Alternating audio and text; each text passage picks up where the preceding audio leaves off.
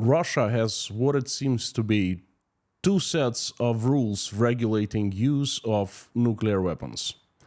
One is the official presidential decree setting up conditions for the use of nuclear weapons against other countries.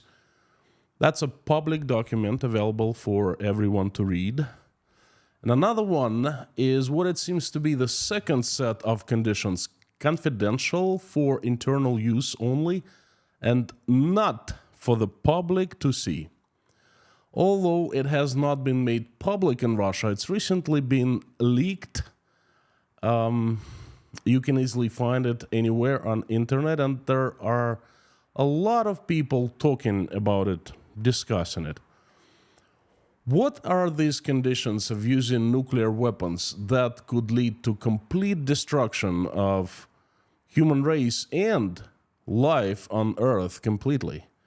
Will Russia use the nuclear weapons? When Russia uses nuclear weapons, who is in charge? Are we in danger of imminent global nuclear catastrophe? I'd like to share my opinion on this topic, and we'll try to answer questions. Howdy, howdy, friends. My name is Konstantin. Welcome to Inside Russia, where usual Russia is explained by the unusual Russian. What you will not find here is BS, lies, or propaganda. We'll find only truth, common sense, and logic, and some emotions, because I am still a human being after all. Well, let's start with the basics. Russia has an official war doctrine. A part of this doctrine is the conditions for engaging nuclear weapons. It is in form of a presidential decree, and it's called, in Russian, «Об основах государственной политики Российской Федерации в области ядерного сдерживания». In English, it reads, «On the fundamentals of the state policy of Russian Federation in the field of nuclear deterrence». Or deterrence. It is in form of presidential decree number 355, made on June 2nd, 2020. So it's fairly fresh. This official decree is a lengthy document that describes general position of Russian Federation on nuclear weapons, and the conditions for using nuclear weapons are clearly defined in and stated in the Article 19 of this decree. There are 4 of such conditions. They are: number 1, receipt of reliable information about the launch of ballistic missile attacking the territory of Russian Federation and or its allies. Number 2, the use by the enemy of nuclear weapons or other types of weapons of mass destruction on the territories of Russian Federation and or its allies. Number 3, the enemy's impact on critically important state or military facilities of Russian Federation, the disabling of which would lead to disruption of the response of nuclear forces. And number 4, aggression against the Russian Federation with the use of conventional weapons when the very existence of the state is threatened. So in general, this document is about defense and deterrence. I, as Russian citizen, have no problem with defense. As long as nuclear weapons aren't used first by Russia, aren't used to attack other countries, aren't used for aggression against others, the conditions are acceptable, in my opinion. Well, today is not your typical peaceful Russia that is not attacking your neighbors, not threatening everyone, and so forth. Russia has invaded Ukraine, annexed its lands, and is threatening the entire world with complete destruction of Ukraine. And then the world would follow, I take it. Yes, Dmitry Medvedev did that multiple times. It's on record.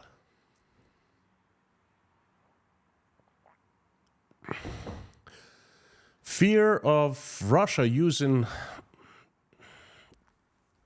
tactical nuclear weapons in Ukraine was there. And now I'm solely talking about myself, not about anyone else. I was afraid that Russia would use nukes in Ukraine. I was afraid in the past. Still not feeling easy about that. At this point, the only country that used nuclear weapons on others is the United States of America, that far from being a proud page in America's history. And Russia could be second country in this shameful list. But that hasn't happened. Russia hasn't used nukes yet. Because the conditions of using nuclear weapons are mostly defensive. And, defense and deterrence. Right? Wrong. Hey, this is Putin's Russia for you today. This is not your typical democratic Russia, if there was, a long time ago, for a very short time. This is different. This is Putin's Russia. They most often say one thing, but really mean completely opposite thing. It's incredible.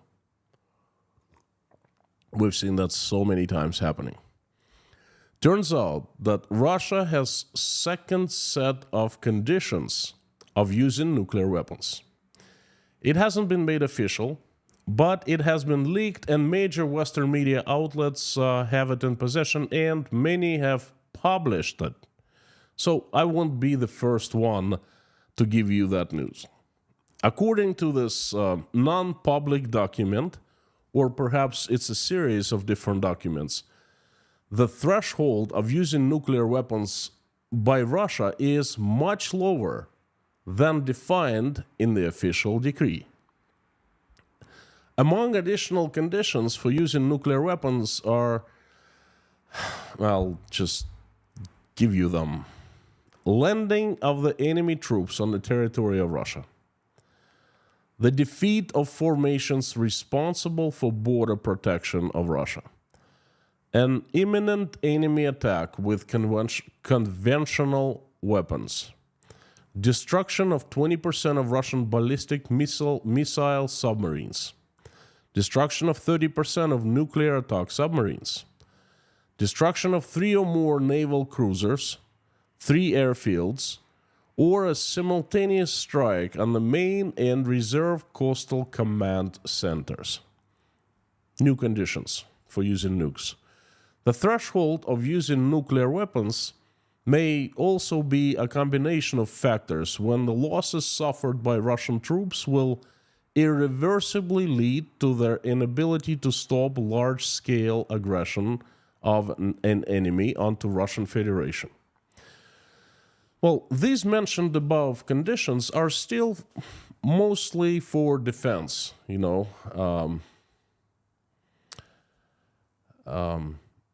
But the last part of this leaked documents is actually, or a document or a series of documents, is actually very scary. A Russian military will also be able to use tactical nuclear weapons for a wide range of purposes, including deterring other states from using aggression or escalating military conflicts, stopping aggression, preventing Russian troops from losing battles or territories, and increasing effectiveness of Russian fleet.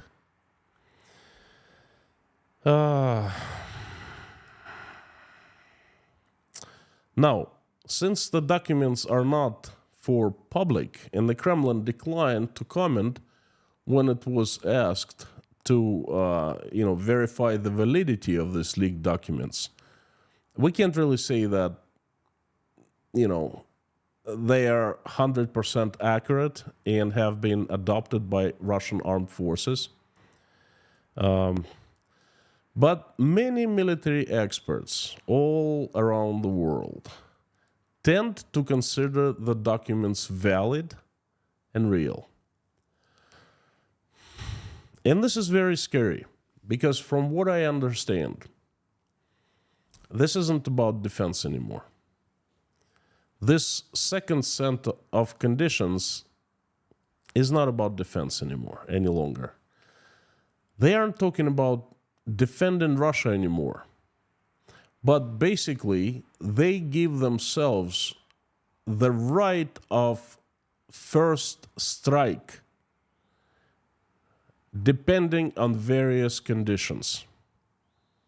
Basically, as they find needed, as they find themselves pleased. Now,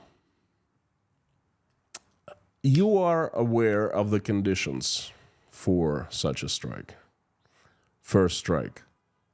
You're aware of what Russian top military command considers justification of using nuclear weapons first. And to me, that's a scary thought because all my life, I was born and raised in the USSR, and then all my life they were scaring us with the use of nuclear weapons against us by the evil satanic Americans, of course. Okay, and I'm like allergic to the talks of use of nuclear weapons, and not just me. Most of my comrades in Russia, who were born and grew up in the USSR, the same thing. And now they are talking about the right of Russia striking first. Now, you are aware of these conditions that must be satisfied for Russia to strike first. Before we talk of what the chances are that Russia will strike, and there is a real threat, I'd like to ask you to help the channel. And as usual, I'm asking, number one, hit the like button. Number two, subscribe to the channel if you haven't done so you won't miss any further updates.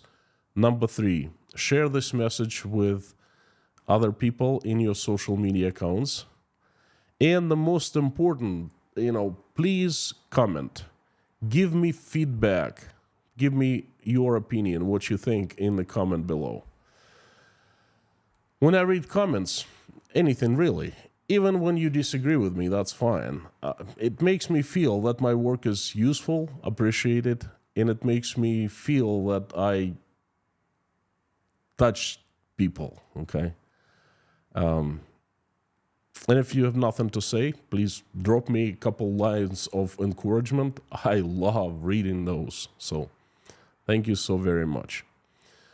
Now, let's move further. How many nuclear weapons does Russia have? That's a good question.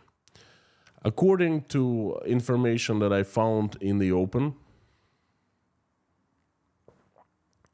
Russia possesses just under 6,000 nuclear weapons or nuclear warheads, the world's largest nuclear arsenal, and it can launch its nuclear weapons from land-based missiles, from submarines, or from planes. Russian nuclear weapons range widely in destructive yield, from weapons equivalent to hundreds of kilotons of TNT, and such weapons are usually called strategical weapons, to so-called tactical nuclear weapons that mostly range from about 10 to 100 kilotons. So you understand Russia's arsenal better. Let me compare something here. One of two bombs that the USA dropped on Japan in 1945 was 15 kilotons. And it was a baby compared to current standards. That bomb killed 140,000 people instantly.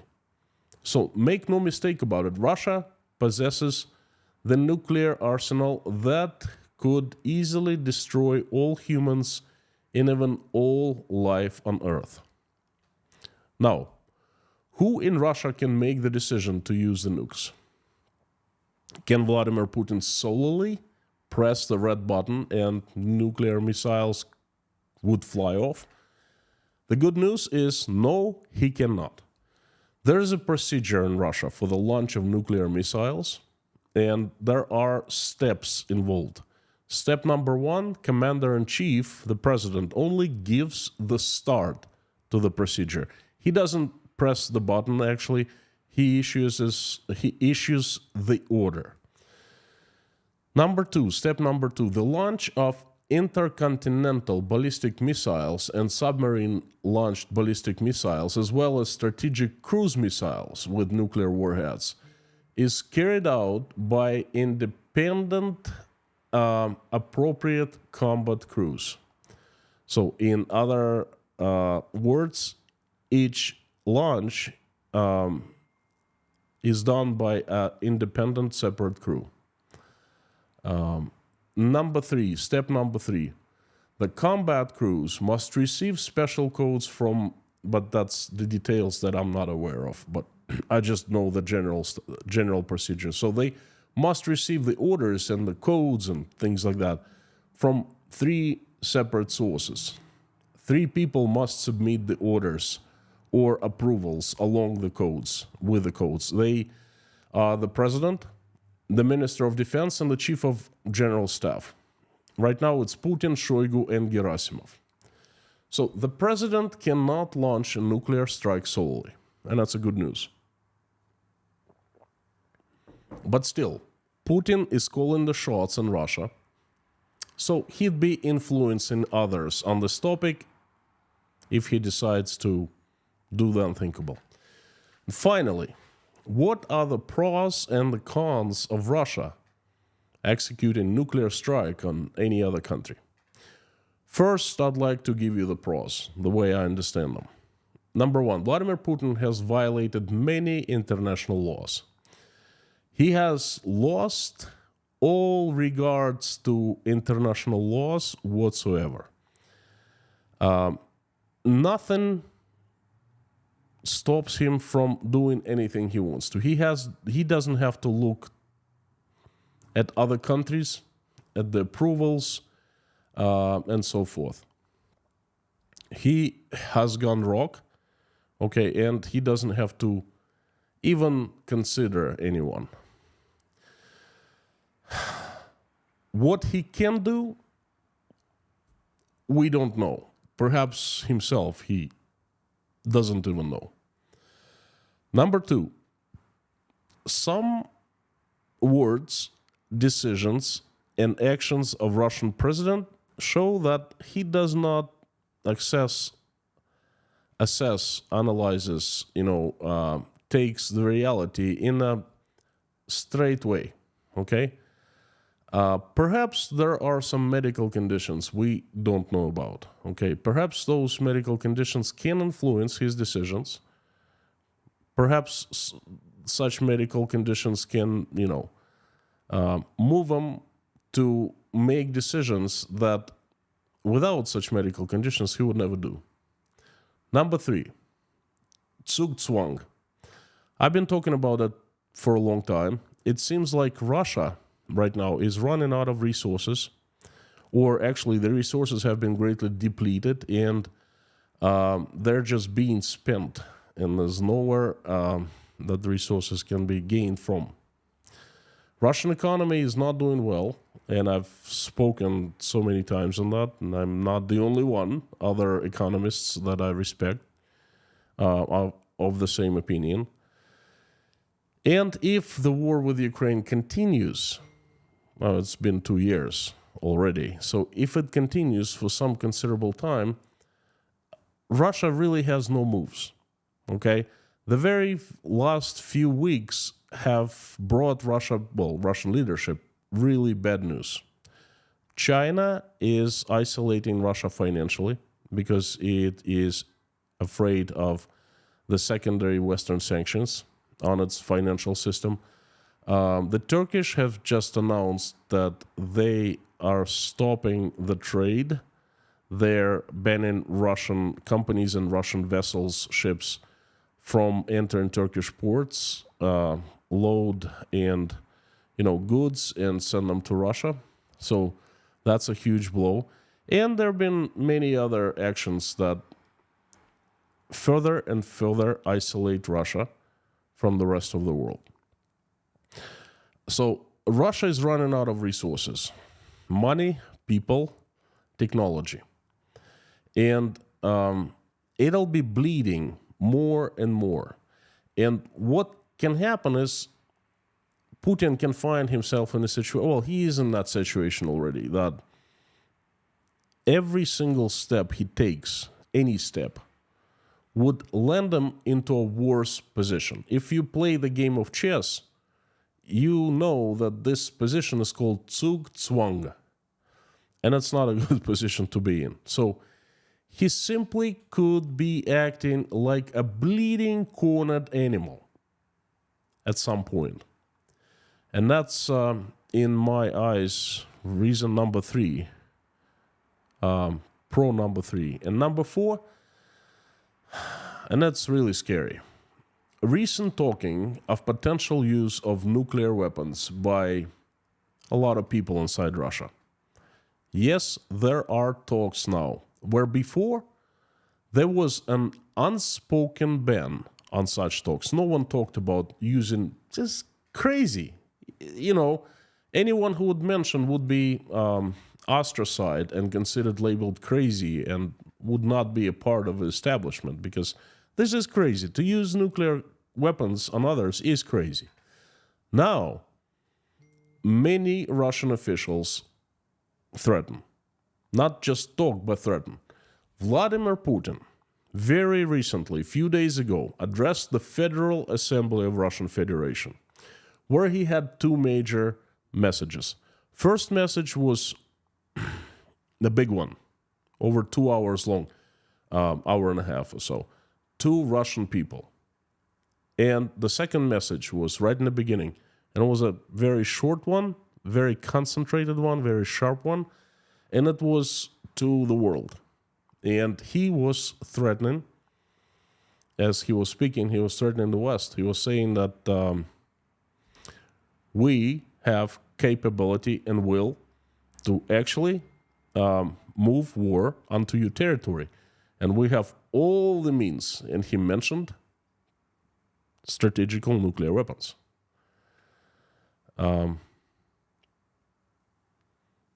That's the president of the country. He means business. He's serious. He's talking about that. He's threatening. I don't know how serious his threats are, but again, before, no one dared to even talk about use of nuclear weapons. Now, the second threats, and they're much more vocal, much more colorful, should I say, if I can use this word, they come from Dmitry Medvedev. The guy's been acting very strange, and I'll remind you, Dmitry Medvedev was the president of Russia for 4 years, from 2008 to 2012, and he was actually a decent president. He did lots of good things. He loved the West. He traveled to the USA, to other countries. He mingled with politicians. He made friends with Steve Jobs. He personally attended Apple's office. He attended rock concerts of Western bands that would tour in Russia. He was a great guy, but then he's changed a lot, and now he talks of things that are absolutely unthinkable. And he talks about, yes, striking the Western countries with nuclear weapons. The last message he sent was about 10 days ago, and believe it or not, but he uses a Western meme, Twitter, X, or whatever you call it. He makes tweets. Okay? This is crazy. But anyway, he threatens a lot. And I take his threats seriously. You see, when I speak to Russians who are inside Russia, and I ask them about the threats by Dmitry Medvedev, they usually go like this. Oh, just don't even... Why do you bother talking about Medvedev? He's a clown. He's a nobody. Don't listen to him. But hey, I listen to him. I listen to him very, very seriously because he is number 4 in the hierarchy of Russian government. Vladimir Putin, then behind him, the Minister of Defense, Shoigu, then Patrushev, the Secretary of Russia's Security Council, the head of Siloviki, very powerful guy. And number 4 is Dmitry Medvedev, who's the deputy of Patrushev, deputy secretary of the Security Council of Russian Federation. So he is the official, and he is one of the top officials, top authorities in the Russian Federation. I personally take his words and threats very seriously. And I think that other Russians should also, and they should start asking him because he works for the Russian people. But I guess they don't take him seriously. And then so many media personalities, smaller politicians, like senators of the Russian parliament, like media personalities, propaganda people, a lot of them have been playing with this idea, talking about striking with nuclear weapons the Western countries. Even the head of Russia Today, Margarita Simonyan, talked about it. She proposed to detonate a nuclear weapon above Siberia. So the others, other countries would be afraid that Russia could repeat that only on their territories next time. That's absolutely crazy. It happened. Don't ask me, ask her, okay? So this is how I see the cons. Why nuclear strike can happen. Pros. Why it can happen. Now let's talk about the cons. Why? What stands against Russia using nuclear weapons? Number 1, and I think it's a big one, responsibility. There are, like I said, other people involved in the decision-making of executing nuclear strike. And Shoigu and Gerasimov aren't as powerful as Putin. They do not have immunities from punishment if they commit a crime during, course of their work. I'll remind you that Putin, as the president of Russia, is immune from punishment even if he commits crimes, any crime, while he's president of Russia. Shoigu and Gerasimov, if they commit a crime, there's a possibility they would be investigated, tried, and punished. And they, in my opinion, would think 55 times before authorizing, executing a nuclear strike. Number 2, suicide for Vladimir Putin. Executing nuclear strike is a suicide, and Putin knows that. He always has chances, even small ones, in his political life and his career. Let's just give you a couple examples. Let's compare Putin in December 2022 and in December of 2023. 1 year apart. In December 2022, he was away from public eye. He was depressed. He canceled all his public addresses to the Federal Assembly, the direct line and so forth. And overall mood everywhere was like he's not going to last. He wasn't going to last. That's it. He made a terrible mistake. He became weak and so forth. And then Vladimir Putin is a very good politician. A bad one would not lead Russia. Such a big country would not remain at power for 22 years. He's very good. He's sly. Okay, he knows how to manipulate people. He knows how to use power groups, his friends, and so forth. So if we look at him in December of 2023, mood is completely different. The mood is he survived. He had another year of his power, and there are chances that he will hang on for, more months, perhaps more years. That's what he thinks, and then he's set on that. So no matter how bad the situation is, there are chances for Vladimir Putin to keep on hanging on to his precious, his power, okay? Even small ones, but there are chances. If a nuclear strike is executed, instant suicide, no more chances for Putin, that's for sure. Another example, compare Vladimir Putin in June 2023, Wagner mutiny, and now, back then he was scared.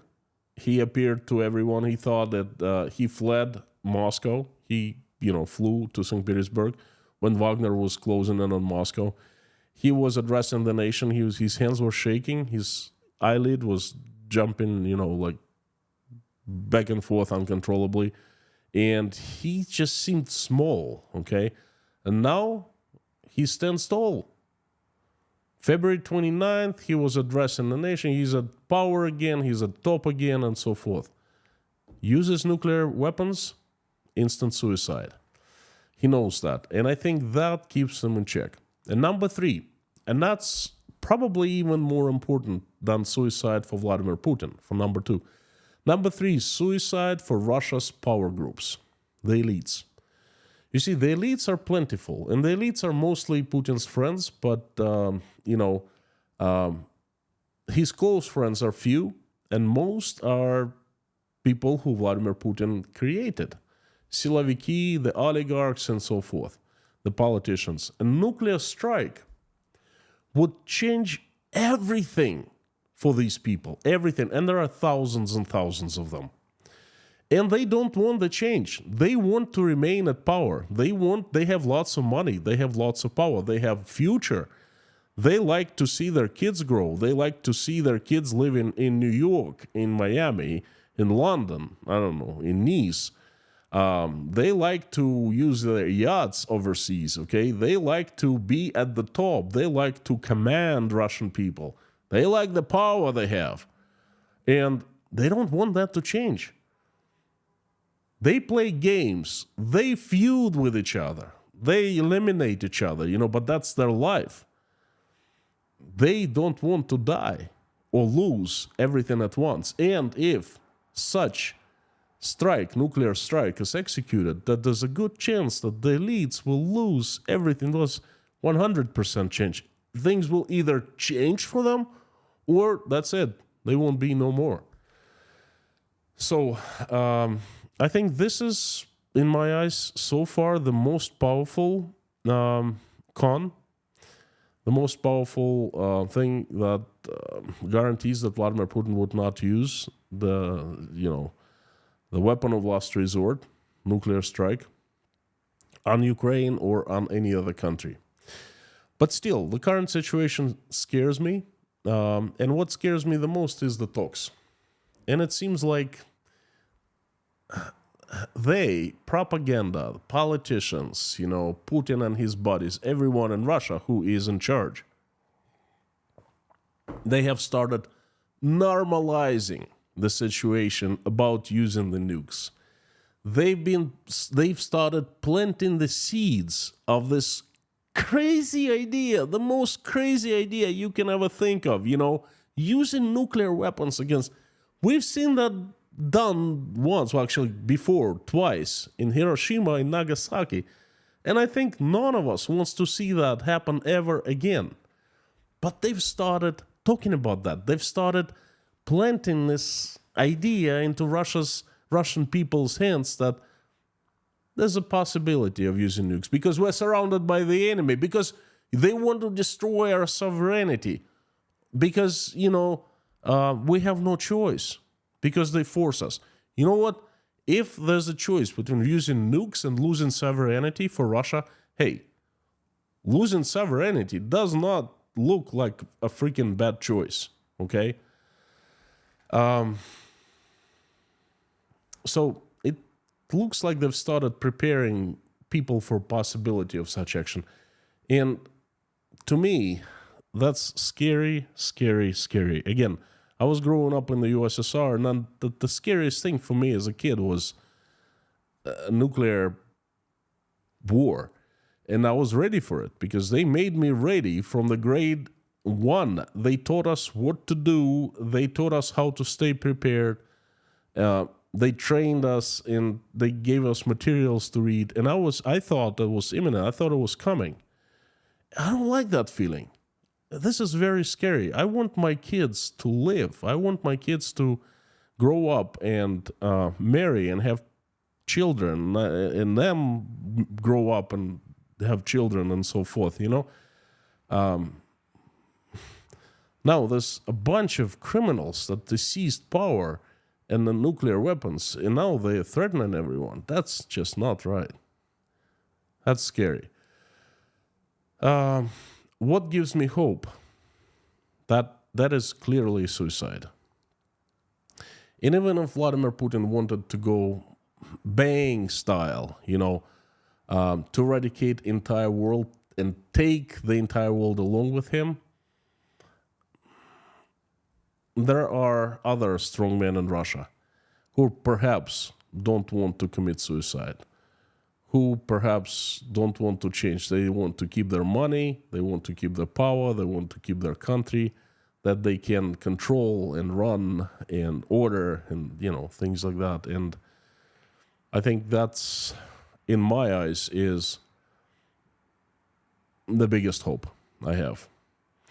I have that common sense, humanity prevails, and the world will not see that nuclear mushroom ever again. Folks, please let me know what you think. Thank you for listening my message today. I would like to invite everyone to carry on to the live stream chat. Thank you so much. So let me know what you think.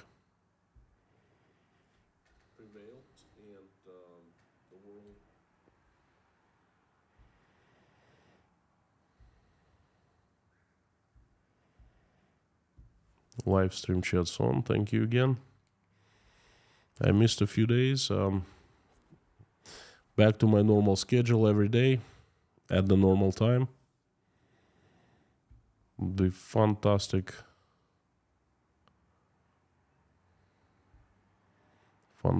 to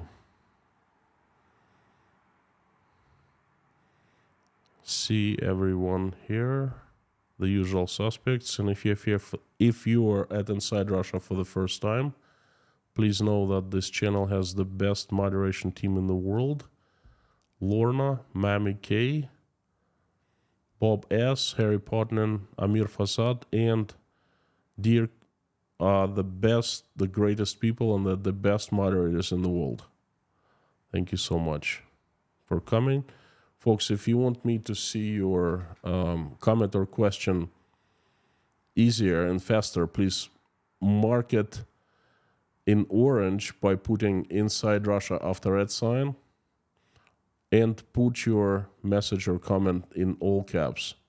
Much easier for me to see. Thank you so much. And thanks thank you usual suspects for coming. I'll jump straight to the questions. First of all, I'd like to say that it's great to be back. I was missing for 3 days for the reasons that I described in the community posts. In the community post 3 days ago. Feeling much better now.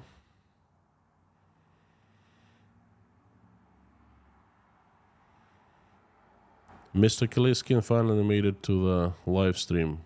Welcome back, friend. It's been a long time.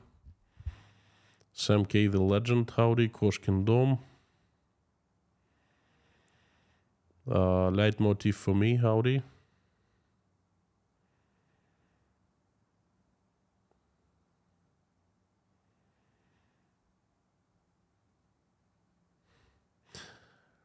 Cookie Bombay, that's horrifying.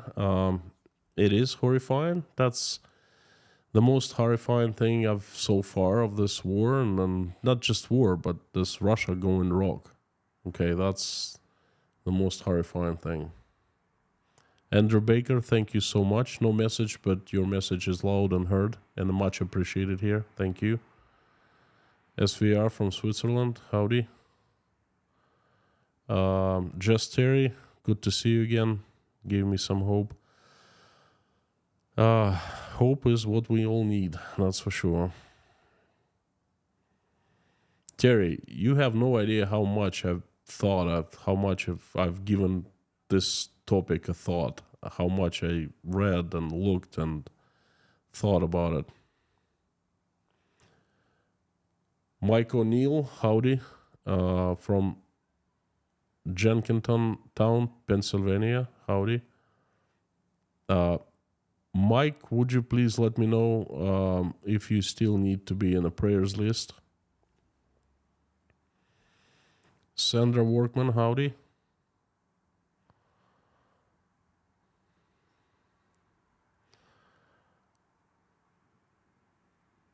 The Big Cat, I've been terrified of Russia using nukes since 2016.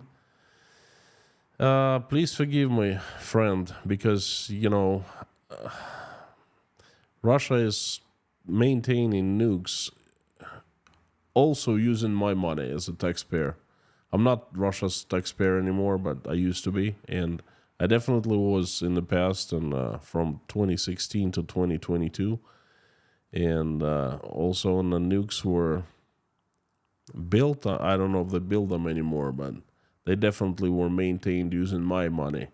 But you know what makes two of us? Makes me terrified as well.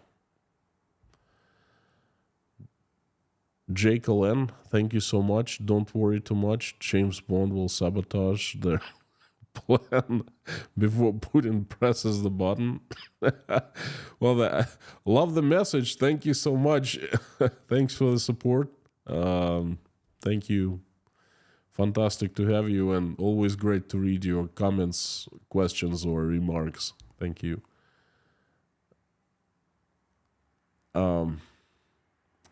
Thank you so much, Sir Cernaya. I'm sorry if I mispronounce your name. I'm really bad with names. Thank you. I appreciate you coming and supporting and just being here and giving me feedback. Much, much appreciated. Vladimir Yaskulka, thanks for your support. Sam K, let me help slowly convert you into a Brit with this small donation for English breakfast tea. Sam, you are a legend. Thank you. Mods are fantastic, agreed. And the English breakfast tea is the best. That's hands down in my world. By the way, I tried... In Russian, we call this tea called puer. It comes from China. It's partially fermented and it's stored in earth, if it makes sense. Very strong tea. I liked it, but I still like English breakfast much better. So, thank you, Sam. Jekyll N, thank you very much for sponsoring 5 people. Thank you, thank you, thank you.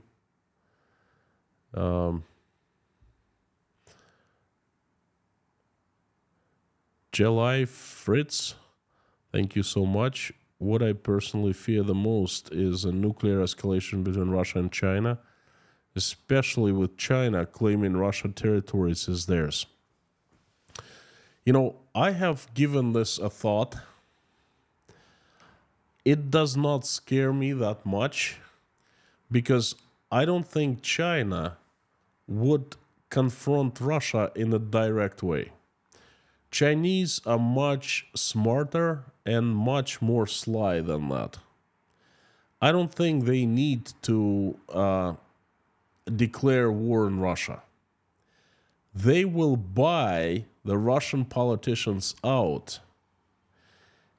Well, just it's not just me saying. It's a fact. Russian parliament has a website that is translated into the Chinese. Russian politicians, on numerous occasions, have made speeches to Chinese, congratulating them with a Chinese New Year and so forth in Chinese, things like that. So I wouldn't worry about, at least I don't worry about escalation, nuclear escalation between Russia and China. Okay, China is going to take over Russia without nuking it. Okay, I'm afraid the different direction, the West. That's what I'm afraid of. Amir, thank you for sponsoring 10 people. Thank you, friend. On top of that, you are moderating and helping us out. Thank you, thank you, thank you.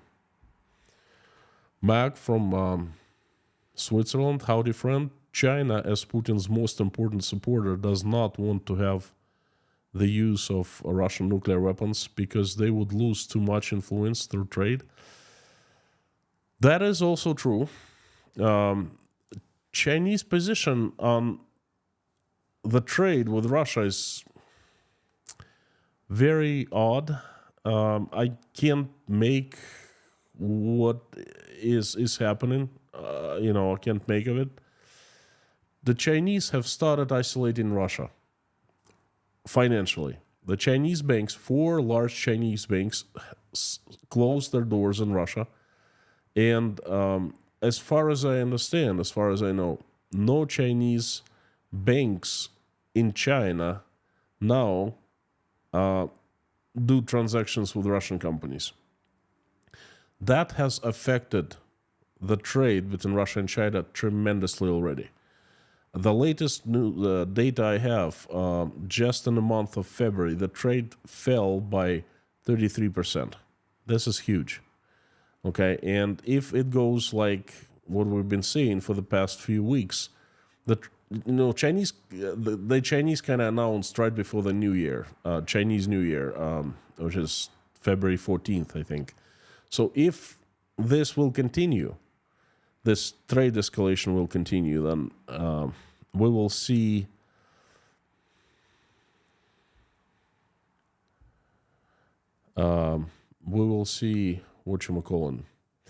shortages in Russian stores, and that scares Russians a lot, to be honest with you. So I tend to agree with you, Matt, but it's not as simple. We're gonna look further into this, and trust me, I'll be looking further into what's going on between Russia and China now. So thank you for your support again. Rope access work, thank you. When Putin meets Prigozhin, he gets scared. When he meets Olaf Scholz, he goes on attack. Putin only understands strength. Thank you for your support, friend, and I tend to agree with that. Holy Be Jesus, thank you. There was discussion on Russian television about including various French and German cities. Mr. Vladimir Solovyov threatened something like that. That's insane. Holy Be Jesus, you are absolutely right, but only they included threats for many French and German and British cities. And this is exactly what I said. I said inside of the stream, I said that what scares me that these talks, they have started appearing in the Russian public space. Before was unspoken ban on talking about nuclear strikes, weapons, and so forth. And now they are threatened. Although Solovyov was not an official, but he's the top propaganda person in Russia, and he clearly threatened European cities, countries. Moreover, he called for Russian military to evaporate European cities. Yes, I mentioned that in the stream, and that scares me a lot. That is insane. I absolutely agree with that.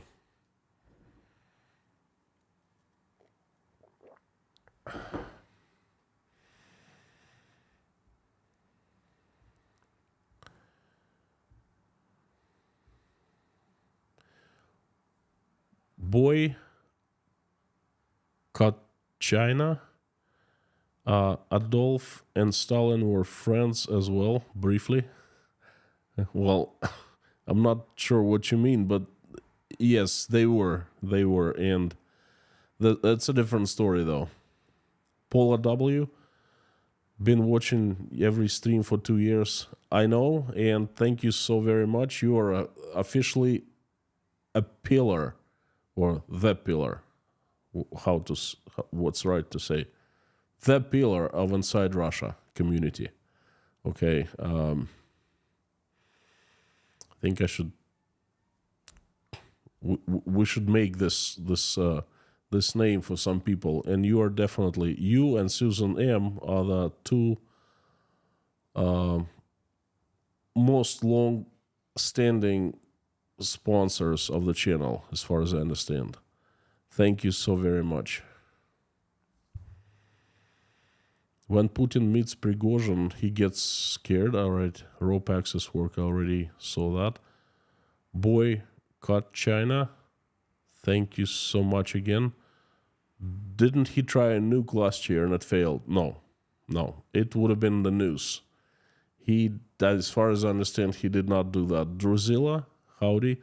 Thank you for being a sponsor for 4 months. Love and strength to you and your family. Much appreciated. Thank you so much.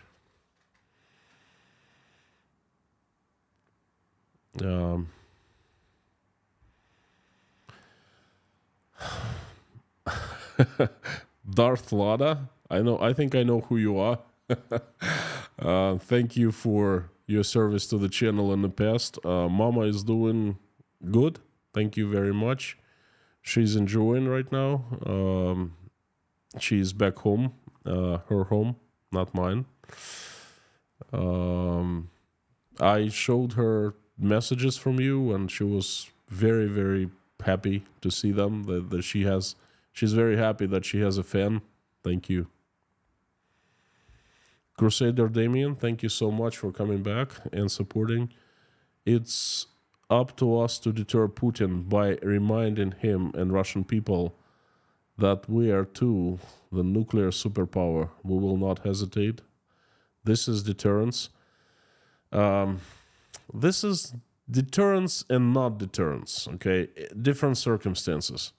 This is deterrence if everyone is sane. This is deterrence if everyone is playing by the rules, respects international laws. Yes, you're absolutely right. In this case, this is deterrence. But if someone has gone mad and decides to commit a suicide and take everyone along with him, that deterrence, potential deterrence, would be useless, okay? Because he wouldn't care. He's a mad dog. So I hope you see my point.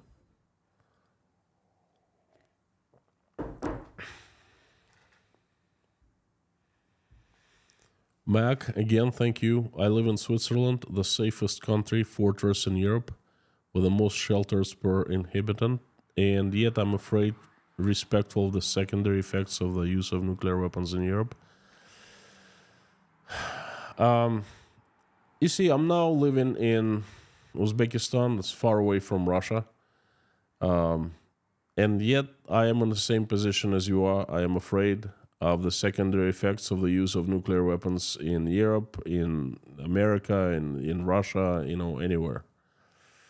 Like I said, Russia possesses insane arsenal of nuclear weapons. I don't know how many of them are still in good shape, but under 6,000 warheads. Can you imagine that?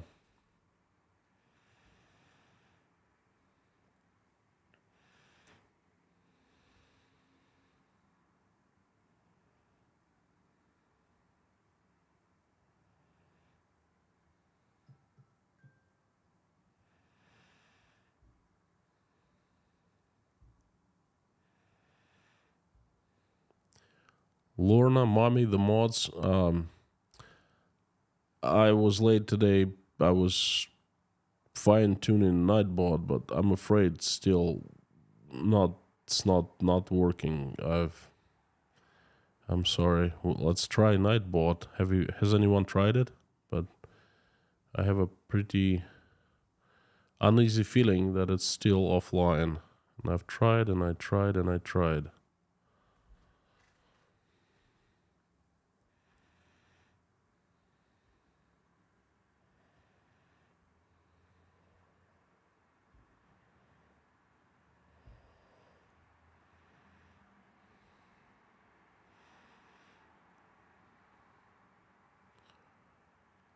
Um, Sam K, first of all, China and Russia has never been lovers.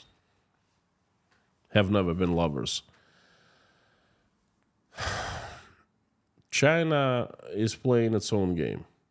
China has interests only of China, no one else. And China has started playing some kind of a new game recently, in the last couple weeks. I still don't understand this game. I have not heard anyone talk about it, but I can clearly see that Chinese attitude has changed towards Russia. I am watching, monitoring the situation, and I'll be, looking further into this happening. So China perhaps saw a new interest, or China made a deal behind Russia's back, or something like that. So we will see soon. We will find out soon. Mark 2, thank you for becoming a sponsor. Welcome to Inside Russia. Thank you, friend.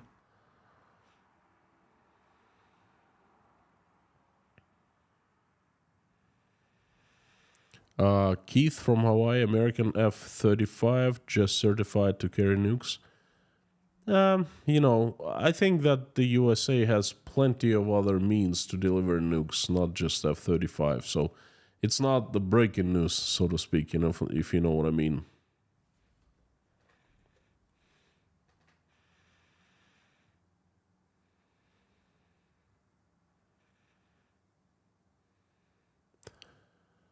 Holy be Jesus, be Zoogs. I'm sorry, not be. Holy be Zoogs. I'm not sure if I pronounce it right. Do you know the liver sausage? That's the name Dmitry Medvedev uses for chancellor. Very fitting. Dmitry Medvedev has been spitting out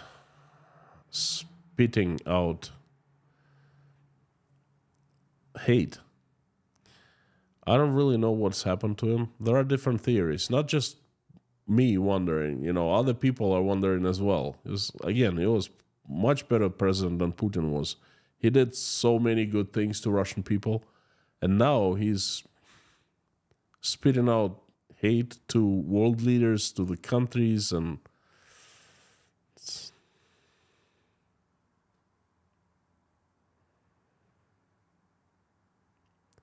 Unsung Hero, thank you so much. Liz Mailer, hope all is well. Thank you for coming. Bogdan, howdy. From Kiev, I'd like to ask you about your opinion about Russo-Ukrainian relations post-war.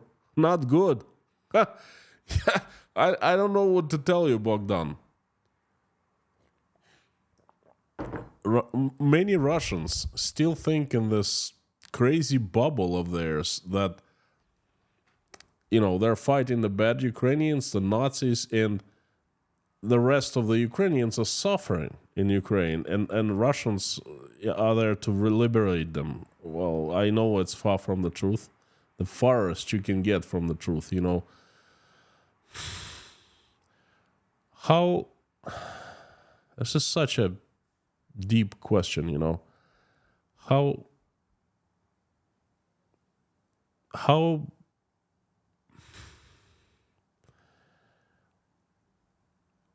I've faced this before, okay? I am Russian. I live outside Russia, and I meet quite a few Ukrainians, often.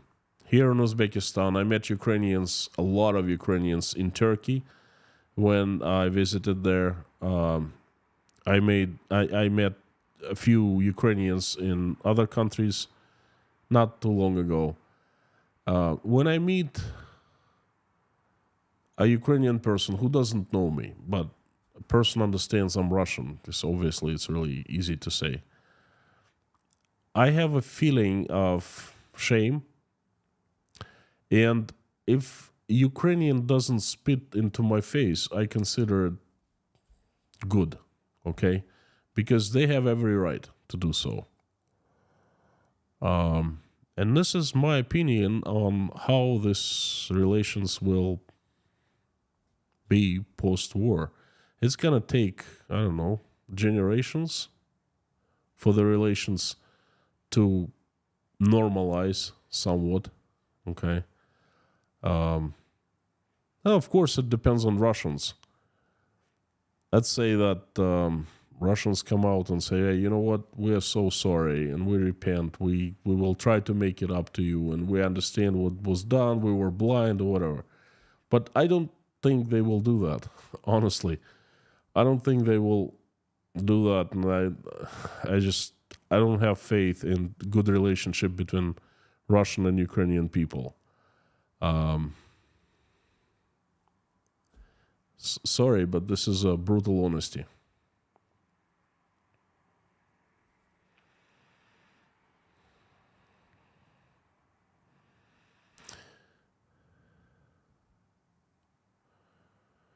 Boy, China claims Mongol history as its own, map-wise. Well, I tell you what, I have a story about Mongolia. I was in Mongolia once. I visited because our company, we were building a power plant, a large one in Mongolia. Mongolia is a very small country. It's huge territory-wise, but it's very small people-wise. There are 2 million people live in the territory of Europe, okay? And it's basically empty. 1 million people live in the capital city of Ulaanbaatar, and another million lives in Mongolia. And Chinese are there. Oh boy. They are there. They're trying to bribe Mongolian officials. They're there with the suitcases full of money. For everyone who wants to take money, they bribe them. They bring their investments, honest investments, saying, hey, we will build anything you want for you for free. Okay, because they call Mongolia as Inner Mongolia. Okay, and they do consider it a part of China. Mongolian authorities, the ones who can think straight, they're so afraid of being overtaken by China. And honestly, I think it's inevitable. I would hate to see that happen because Mongolians are independent people. It's a sovereign nation. China is too strong. It's just too strong. Martin, thank you so much for sponsoring someone. That someone is Leslie Fleming, very honorable member of Inside Russia community. Thank you so much. Thank you, Mike O'Neill. Good words. White Lightning 777, doesn't Putin realize that Germany, Poland, and Ukraine can build their own nukes in the new arms race? I don't think he cares much. He doesn't care. He doesn't care what's going to happen in the future. He doesn't care what's going to happen in a couple of years. He cares about now, hanging to his precious, to his power. And this is, folks, you got to understand about Putin. This is one priority for him, his power. He needs to stay in power for as long as possible, period. Nothing else matters. Russia's future, who cares? Poland, Germany, Ukraine would build nukes in the future, who cares? Whoever, after me, this burnt land, I don't care. And this is his mentality, okay? And a lot of people forget that. Even a lot of people in Russia don't understand that. Michael West, do you think France would go into Ukraine? I do not think so, but France has made a very strong point, and Russia will think twice now when it makes decisions, with knowing that France, thinks what it thinks. It's French leadership making such stance. Tall guy, China is in trouble economically, so they're looking for breathing space. I think the outside investors to spend money. Yes, China is playing its own game. And it does have lots of problems right now. And it's making deals behind Russia's backs, perhaps most likely with the United States. Who else would you make deals with? And most likely those deals involve Russia. But Russia doesn't know about that. It's just, my opinion, but I think I'm somewhere near the truth. Crusader Damien again, Putin alone can't launch a first strike, therefore our doctrine of MAD is still deference for Russian leadership. Putin is not suicidal, thus the long table. Well, I thank you for, it's not a question, thanks for the message. I will consider, I will think about it. Thank you. I think time's running out.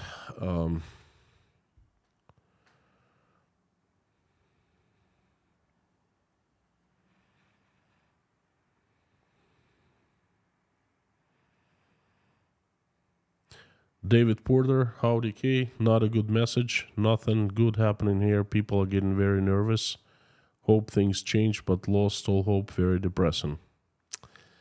David, I always remember of you and people of Chernovtsi when I speak of Ukraine, not just on the channel, but outside the channel as well. Praying for you every time. You are on my list permanently, and other Ukrainians I have spoken to, some of them have similar opinion. It is depressing. Please forgive us.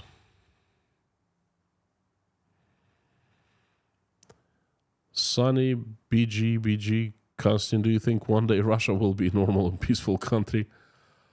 My hopes for Russia crashed at this time because we've been there before. We lived in a despotism, in absolute totalitarian society. And we broke free. And we had so many hopes for a future. We were singing out loud when the USSR fell apart. And we thought, this is it. We're going to be free. We're going to be peaceful. We will not let it happen ever again. We will not let dictators to run our lives ever again. We don't want to be in the arms race ever again. We are peaceful. We want to trade. We want to make our lives better. We want to build up our society. It happened before. I'm the witness. And it's like we're going in circles. So I don't really know. I don't have much hopes for Russia. KG1, thank you. Maybe just posting to keep territory already gained. They know there isn't survival nuclear war. The radioactive ash would kill all plants and animals, life within 1 year, including humans.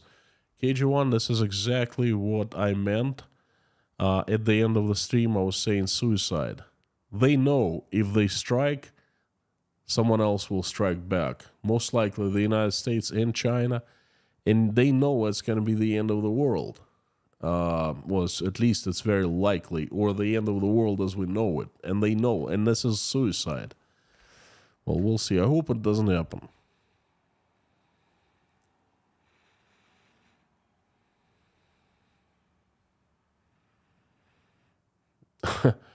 Denkin, what would happen if Russia nuked Germany? I'm not sure that any NATO ally would nuke back. Well, what do you mean? Of course it would.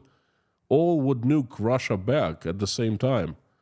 Instantly. This is Article 5 of NATO.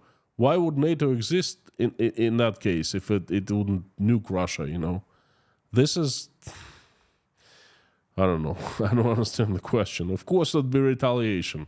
Otherwise, why Germany is in NATO? Why is it financing NATO? Sam K, thanks for the sponsorship. Dirk, thank you so much. Martin, again, thank you. Um, Crusader Damien, thank you again. Let me just double check that I didn't miss anyone. Mark 2, Sam K, Boy, Mac, twice, Darth Lada, Crusader Damien, Boy again, Holy B Zogs, Paula W, Rope Access Work, Mac, Amir, Fritz, Jekyll N, Boy, Sam K, Druzilla, Volodymyr, Sir Sinai, sorry, Jekyll, Andrew Baker, friends, thank you very much. I would like to invite everyone to finish the stream by praying along with me. There are 2,600 people watching right now, which is absolutely fantastic. Jones Rames, thank you. Thank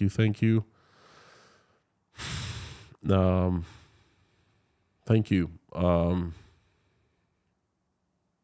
If you're religious, please join. If you're not, join anyway. You don't have to call it this prayer. Just call it sending good vibes, good energy, asking universe to help people. I've been told many times that I pray in the wrong way and it's not right. But hey, I pray the way I feel, inside my heart, and I'm merely inviting you to join me. Thank you so much.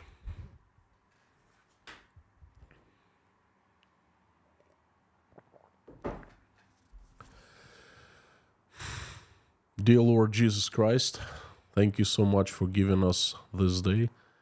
Thank you for putting food on our tables and roofs over our heads, giving us roofs over our heads. Thank you for surrounding us with people who we love and who love us.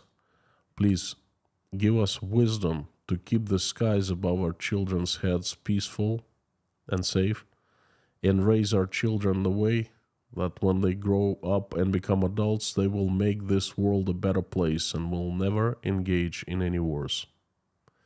For now, please help our children healthy and safe. Dear Lord, please help Ukraine, help Ukrainian people, stop the bloodshed, reach out and touch the hearts and souls of those who are responsible and capable with a decision to stop the bloodshed. Wake them up so they'll see what has happened, the terrible tragedy that happened to the country, and they would make that decision to stop the bloodshed. Please help every single Ukrainian who has been affected, answer their prayers, and have their wishes come true. Send angels to protect the country and keep it safe. Dear Lord, please help my country, Russia. Assemble your army of strongest angels with sharpest swords, led by Saint Michael in shining armor, and send them to earth like heavenly avalanche, so they come down and get rid of all demons who have hijacked my country. We know them by their faces and by their names. Please have angels help good Russian people to make Russia peaceful, loving, and respecting. Please help everyone who is traveling. Send them safe travels. Who is in trouble of any kind, send safety. Please help single mothers who are struggling, raising their children, trying to make ends meet. Please help those who are seeking for asylum of any kind, running away from evil. Please help those who are helping Ukrainians. God bless them. Help those people in Ukraine who are currently under attacks or under threats of attacks from Russian missiles. Please have angels bring them safety.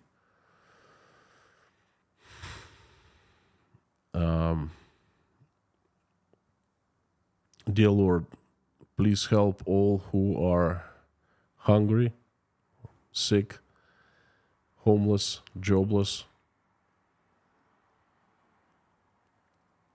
depressed, addicted, not feeling well about themselves, betrayed, not feeling well about their lives, and feeling lonely. Please surround them with your warmth and fill their hearts with love. Have them feel you right next to them, behind them, besides them, so they feel they're not alone. They feel your love. They feel that you are with them, helping them, loving them, protecting them. Have them find balance and happiness in their lives again. Please answer their prayers and make their wishes come true. Thank you so much for bringing us together and allowing us to pray together in this community. Thank you for everyone who is praying along with me right now or simply watching us pray. Make everyone's prayer heard, answered, and make everyone's wish come true. Thank you so much, dear Lord. I'd like to mention a few people who need your help. They are Rhodes James, Jeffrey S. daughter, Gemma, Richard, Kyle E.'s wife, and Larson's daughter, Rhonda McGillis, Dory, Morgan L., Electron families, John, Kurt, Deborah, Bogey Berger, and 2 sons, Natalia Blaga, Eric Quinn, Jay Spike, Tracy, Frank Caprio, Jim, Paula W., Frank in Texas, Tracy, Tim Mayers, Larry B., Colleen's dad, Dominic, Mary Doran, Jason Carney, please send complete recovery. Sandra Dunn, Susie Mailer, please send your love and please let her know that we care. So many people care about her. Send her strength. Wayne, Dave, Dawn, Scan family members who need help, and grandson, Leslie Fleming's daughter, Taylor, Buzz Salmon, Darla, Liz Dumbrell, White Lightning, George Ruberty,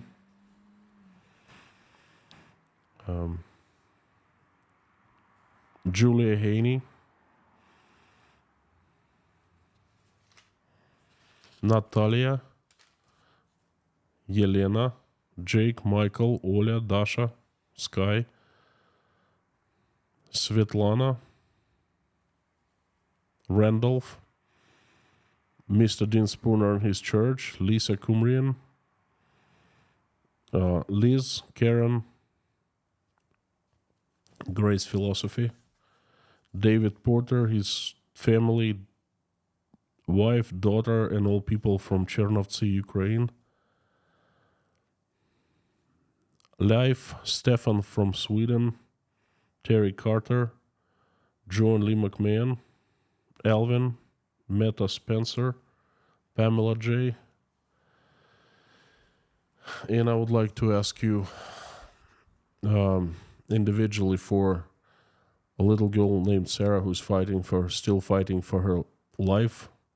Please send her strength, recovery, and send strength to their parents who are praying for her nonstop 24/7. Thank you so very much, dear Lord Jesus Christ. Amen. Thank you, friends. It's fantastic to see that 2,400 people prayed along with me, along with us. It's really good to be back. I'm feeling rejuvenated. A lot of people write me in the comments and emails, oh, don't give up, hey, I'm just getting started. I'm not giving up. So thank you for coming. Fantastic to be back. I will come back with another message tomorrow. And before I sign off today, I would like the usual to ask you to say it out loud with me as loud as you can. Carthago delenda est.